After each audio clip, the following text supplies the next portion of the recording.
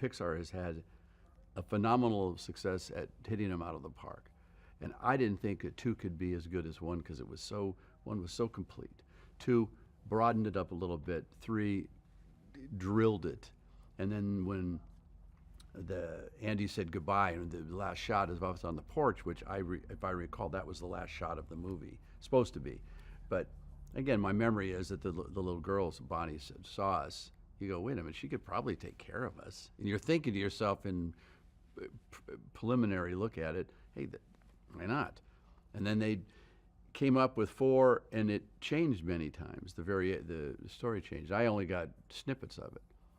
And of course, is Buzz got a bigger part besides just always watching Woody's back? Woody, look out!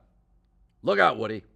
It seemed to me for a while that's what I was saying, and it's the story they came up with, but in a different variation. And I said, yeah, it was any chance to do. I love these characters. I love playing Buzz. So yeah, I said I was all in. That was a long way to go to say Toy Story 4. Yes.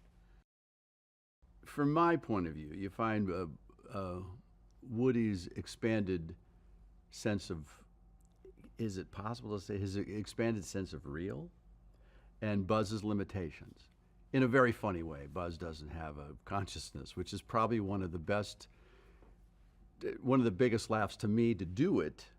And of course, I don't get to do this with my buddy Tom, but he's having a crisis of confidence, and he wonders to himself, and he says, I'm just having this, I can't get the line right, I don't remember, but he said, I just wondered to myself, and this voice keeps telling me that I should go after Bonnie or something, and I lean in and go, who do you think it is? And it's so Buzz. And he goes, my inner voice. Yeah, I get it. Who is it? Like I can't even fathom another voice in me talking. And Buzz is so linear and so who I wish I was. He was so duty oriented. He's engaged only in one thing, and he finds an inner voice. But it's plastic, and it works for Buzz. I'm nothing without Woody, because he really gave me my personality, because it was what I see no sign of intelligent life anywhere. Hello, ha! That's the beginning of it. My sense of being was created by looking at that cowboy, and I get to bounce off him.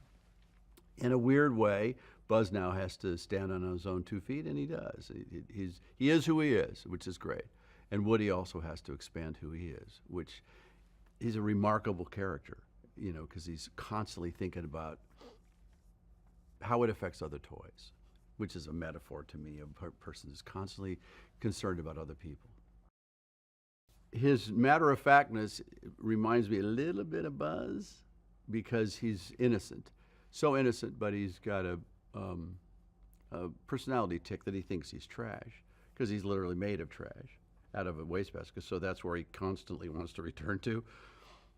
And his point of view is so fresh for this, because he's a throwaway. None of us were throwaway. We were all bought. We're bought boxes, went to a store. However, our creation was, his creation was, a little girl made him. So it makes him very special to humans, not so special to himself. And certainly we're open to it. It's a toy. She loves him. He's accepting it. But it opens up a great world of unacceptable things and throwaway items and throwaway toys, but there's still a value. It's a tremendously illuminating plot. I just love where they're going with this. Well, now Duke Caboom was kind of an emotional problem for me, because when I first heard him, if you got him a little larger, he's kind of Buzz-like. And I told them that, and I told Keanu the same thing, and he thought the same thing. He's going, it's got to be a bit kind of bravado like Buzz.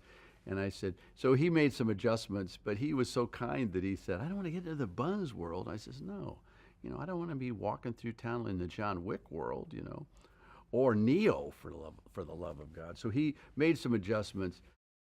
I read the first draft, and that was good. And then there was a working animation that was almost like, I think, better than Toy Story 1. I mean, the technology, overall, this thing is so beautifully shot. It's so rich.